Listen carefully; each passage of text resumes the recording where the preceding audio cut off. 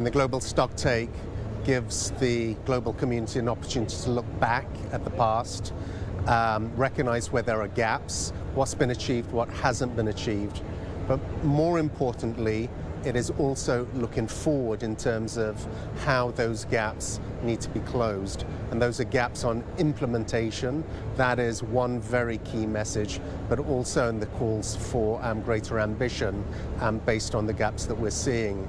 And the global stocktake, one of its roles as designed by the architects of the Paris Agreement, was for the global stocktake, which concludes this year, to inform the next round of NDCs.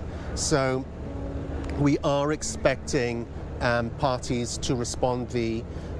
What is outlined within the report is pretty stark, but it's what we already know.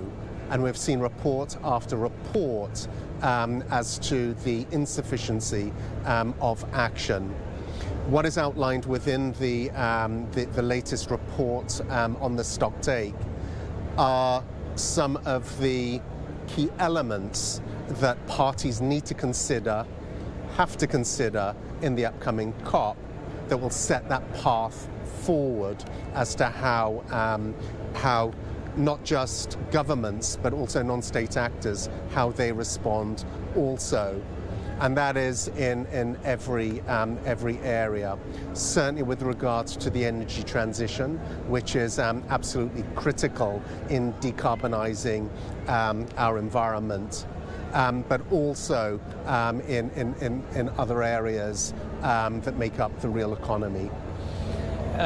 There has been an advancement back in COP27 in Sharm el-Sheikh with regards to the loss and damage fund. What are we expecting on that front in COP28? Well, Sharm el-Sheikh called for the establishment of a fund and funding arrangements for loss and damage. It was a historical decision, but work has been taking place with parties over the course of this year and will conclude later this month with the final transitional committee meeting, which is looking at the recommendations that need to be put forward at the upcoming COP for decision on what the elements of operationalizing the fund and the funding arrangements. The discussions so far have been very, very constructive. Parties have been engaged, but there's still some critical issues that need to be answered in this final session. And whether that speaks to who should be eligible, who should benefit from the fund and funding arrangements, the capitalization of the fund, the quantum of resources that will be required and the modalities for disbursement, all still need to be decided.